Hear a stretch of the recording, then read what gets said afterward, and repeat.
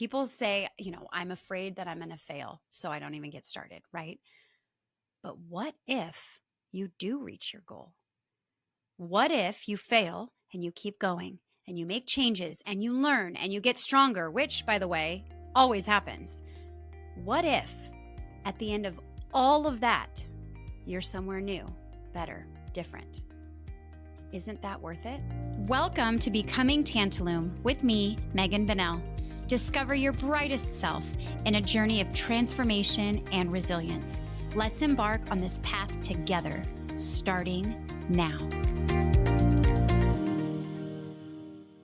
Welcome back to Becoming Tantalum, where we dive deep into the art and science of transforming your life into the best, strongest, most resilient version possible. My name is Megan Bonnell, and I am your host, here to guide you through, again, another episode in our month-long journey of cultivating resilience. This week, we're going to be talking about another crucial aspect and something that is perhaps a little bit scary to most of us, and yet it's fundamental for our growth, and that is embracing failure and all of those lessons that we can learn on our path to success. Failure is often seen as a negative end point, a signal to stop, to run, to turn around. But what if I offered you that failure is not the opposite of success, but instead a stepping stone towards it, a necessary part of it? So today we're going to explore the transformative power of failure and how it can lead to your unparalleled success. So we talked about this a little bit last week, but I talked a little bit about failure, a fail folder, a couple of studies and research that had to do with this. So I'm going to review a little bit of that, and then we're going to dive a lot deeper into it. So let's start with some science.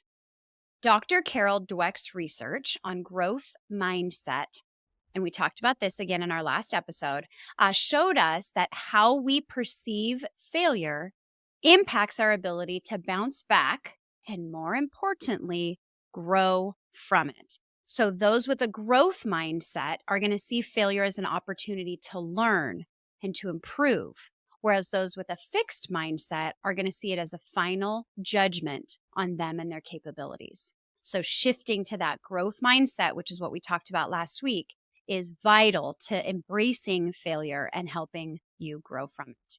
Another interesting study by Dr. Martin Seligman is on the idea that learning optimism is going to help you highlight the role of resilience in overcoming failures. So really learning how to be narrative-wise, the story you're telling yourself in your mind-wise, optimistic about it, having a positive outlook on failure is going to allow you to really overcome that paralysis that often follows setbacks, and instead allows you to use those experiences to fuel your growth. So really changing that narrative around failure. And then historically, so many of the world's most successful individuals have faced a ton of failures. And one of my favorite is Thomas Edison. He, in case you don't know, is who invented the light bulb. And here's what he said after thousands of unsuccessful attempts. He said, "I have not failed. I have just found 10,000 ways that won't work." What? I love that. What a great narrative, like we talked about, growth mindset, like we talked about. Each one of those failures, each 10,000 failures, brought him closer to success. I'm going to give you 3 simple, kind of vague action steps for embracing failure, and I want you to keep those in mind as we go through what we talk about today. So the first thing that you need to do to truly embrace failure is to reframe your narrative around it. So start viewing your failures as lessons rather than an ending, as fuel rather than a stopping point. You can ask yourself, what can I learn from this experience? What can I do better? How can I be better from it? And then you need to do a setback analysis. So every single time you face a setback, a failure, you need to write down what happened, your initial reaction, how you can respond better, what you learned from that you can apply moving forward. And that practice not only builds resilience, which is what we're talking about all month, but it also allows you to get better at having a productive response to any failure. Because my friend, failure is inevitable in life in all aspects. It's part of the human experience. And then the last thing you need to do is seek feedback. So a lot of times failure is going to provide us with invaluable insights into the areas that we have to improve. And you can seek feedback from mentors or peers or experts in the area so that they can give you an honest assessment and give you the information, the tools you need so that you can take the lessons you learned and apply them and use them as a guide for your growth. So in general, like I said, kind of vague, you need to reframe your narrative around it. You need to do an analysis of it, and you need to seek feedback every time you have a failure and you want to move forward. This is huge in having that resilience, right? So we talked about resilience being a muscle, and that muscle gets stronger every single time you push through a failure. That's what allows you to keep moving forward, even when things don't go the way that you wanted them to. And developing that resilience involves intentionally putting yourself in a situation where you might fail and then learning from that experience. So we need to learn how to not only fail, but almost plan to fail, and then applying those lessons from your failure. And to truly embrace failure, you have to be willing to apply those lessons. Failure can show you exactly where your knowledge gaps are. They can highlight areas where you need personal development, skills that you need to gain, professional, gaps in your abilities, and anything that you've neglected perhaps in the past. And they might even redirect your path in ways that you hadn't considered. None of that would happen. None of that would be available to you as information to move forward if you don't see them as a lesson. So I would love to revisit a very unique and powerful concept that I talked about last week, which was the fail folder. This personally transformed my approach to growth through, whatever path to success I'm on, and resilience. And I have used this time after time, again, with my clients, and they absolutely love it. So again, that's called the fail folder. I know that sounds funny. The power of it is really unmatched in embracing your failure. So I want to expand on it so that you can learn how to use it too. On any pursuit to success or improvement, there's a dichotomy that exists in the way that people approach it. One, people like to highlight their achievements, which is good.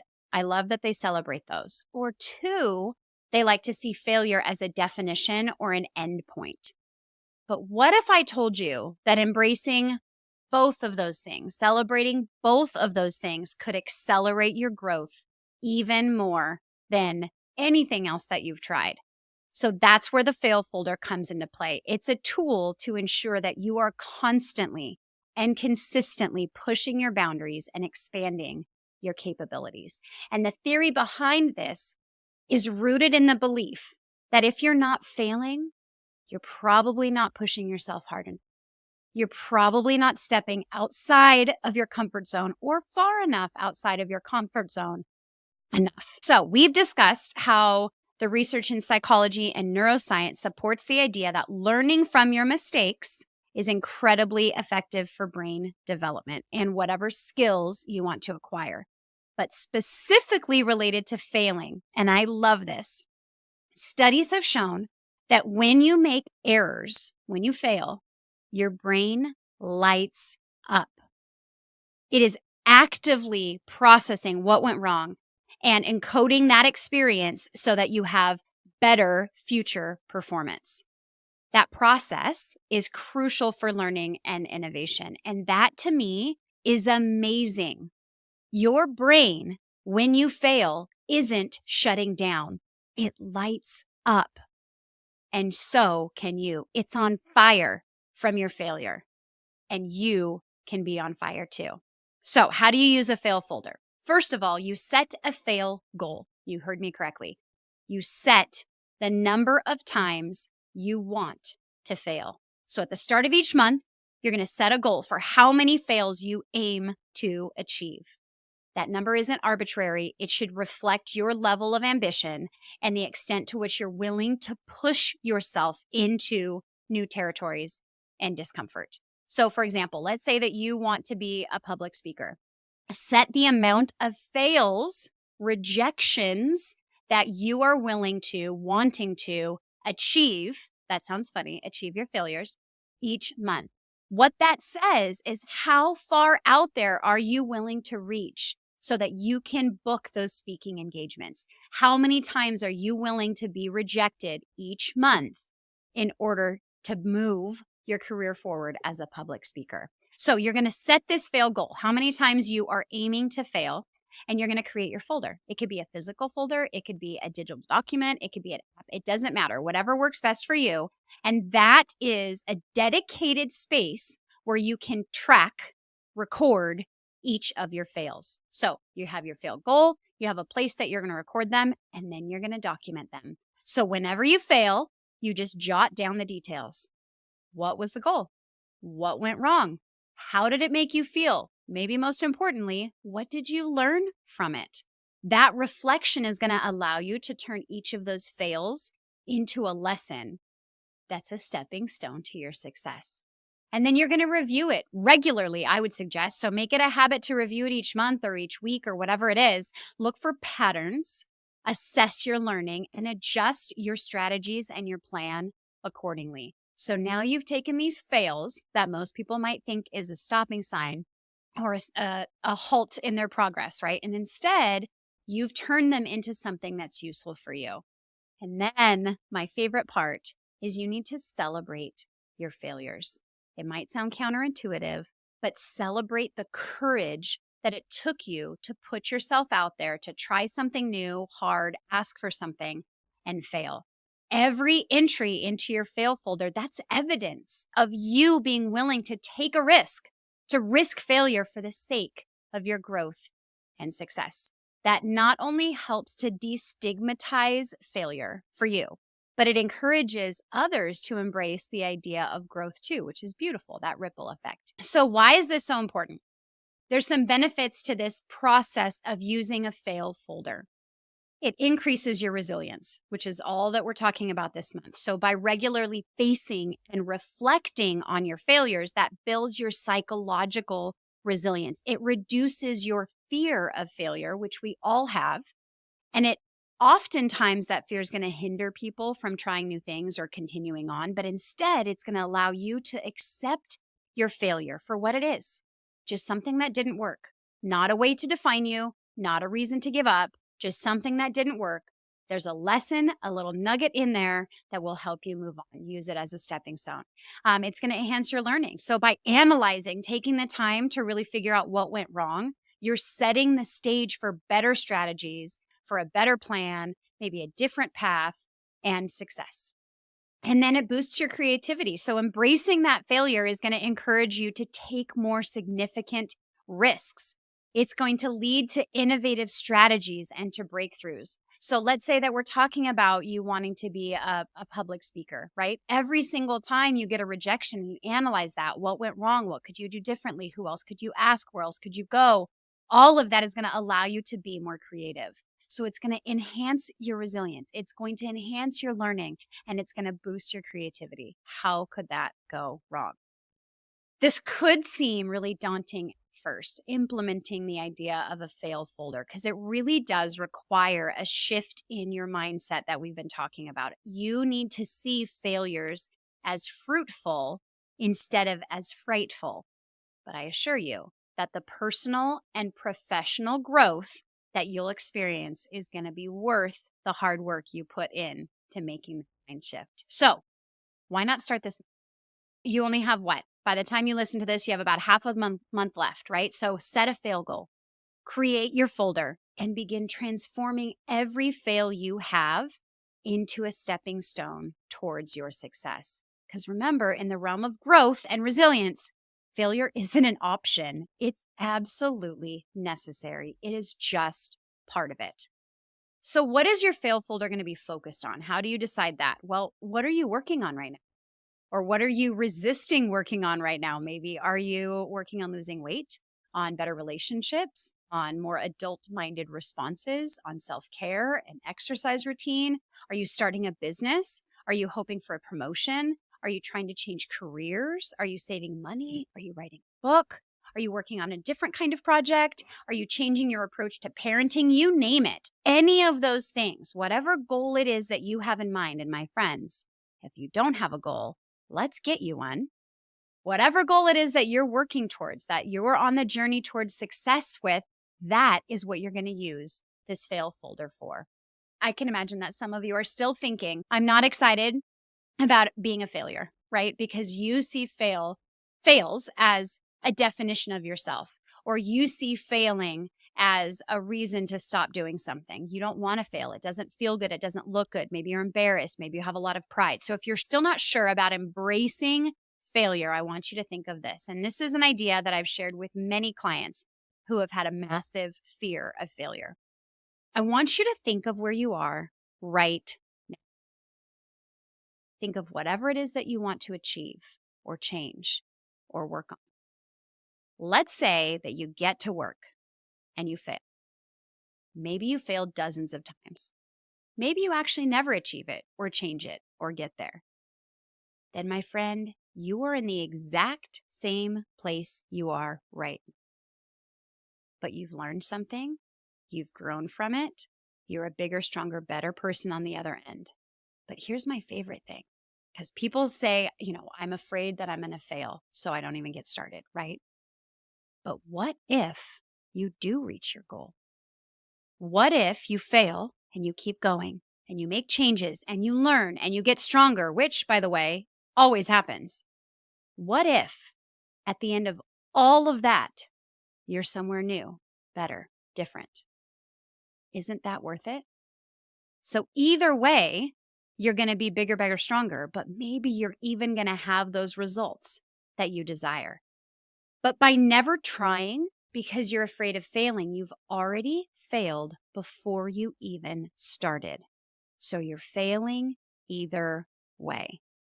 And yet, if you don't ever get started and you don't intentionally fail, you didn't learn anything new, you didn't gain any strength, you didn't grow, you didn't make any progress. So if you're going to fail, you might as well do that on a path to success. What I can guarantee, no matter what your result is on your journey, whatever journey or path to success you're on, what I can guarantee is that no matter your result, if you are willing to try and you're willing to embrace failure, you will be stronger, you will be wiser, and more capable by taking those risks and by being willing to fail and by manning up and going for it than by failing ahead of time by not even starting. From a motivational standpoint, so that you know I'm not the only crazy person that views fail this way, and that the only crazy person that's willing to fail over here, I want to share with you some of my favorite quotes about failure, and you're going to recognize a lot of these people. So these are famous, successful, fabulous individuals that have shared their thoughts with us. So J.K. Rowling said, "It's impossible to live without failing at something unless you live so cautiously that you might as well not have lived at all, in which case you fail by default." That's kind of what I was just talking about. I love that. Henry Ford said, "Failure is simply the opportunity to begin again, this time more intelligently." And I love that because that's how I feel after every fail. I am invigorated by it. I'm excited by it because on the backside of every single fail, I'm stronger, I'm wiser, I'm more intelligent. Michael Jordan said, "I've missed more than 9,000 shots in my career. I've lost almost 300 games. 26 times I've been trusted to take the game-winning shot and missed. I have failed over and over and over again in my life, and that is why I succeed." Winston Churchill said, "Success is not final. Failure is not fatal. It is the courage to continue that counts." And I love that first bit of that so much because so many people have a goal and they think that when they achieve that goal, when they reach success, that that's it. But the human experience, the people that we are, we always want something new, different, better. That's just being human. And so success is never final. That's not your end point ever. And at the same time, failure does not need to be fatal. But what matters is that resilience, that courage to continue. I love that. Oprah Winfrey, "Think like a queen, A queen is not afraid to fail. Failure is another stepping stone to greatness. Put on your crowns, ladies. Let's go. And finally, Samuel Beckett said, ever tried, ever failed? No matter. Try again, fail better. And that is something that I can promise you, my friends. If you use the idea of the fail folder, if you really embrace failure, I promise you that each time you fail, you're going to fail better.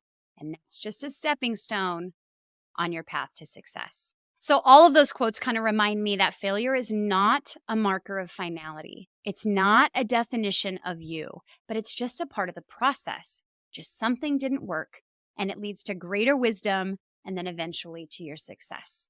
Remember that embracing failure is really more than just tolerating setbacks, because it's really about actively seeking the growth opportunities, those lessons that they present.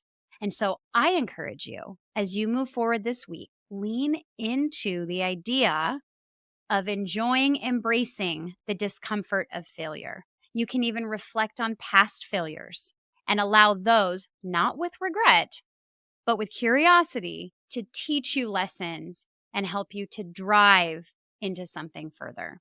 So before we wrap up, I want to leave you with one final thought.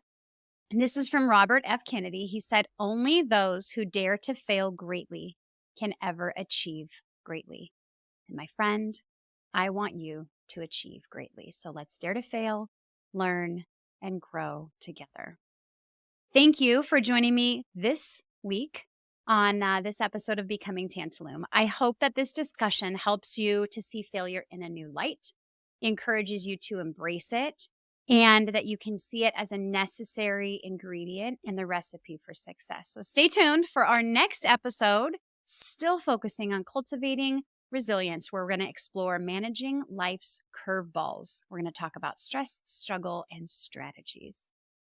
If today's topic resonated with you and you're looking for more personalized guidance, because it can be a tough one, don't hesitate to reach out through tantalumcoaching.com. That's TANTALUM coaching.com. I'm here to support you on your journey to becoming the very best version of yourself. And until next time, keep embracing every part of your journey, including the failures, because they're going to make you stronger, wiser, and more resilient. Goodbye, my friend. Thank you for joining me today. If you want to take all of these concepts and tools to a deeper level, apply them to your life, and watch the transformation happen, I would love for you to join the Tantalum Tribe. That's a monthly membership where all of our community has access to live coaching, self-paced courses, guest coaches, podcast study guides, anonymous question boards, and more. You too can transform your life using the tools and strategies that we have, with accountability built in from our community. I really hope that you join us at tantalumcoaching.com. That's TANTALUM coaching.com. Just click Join the Tribe. I can't wait to see you in there.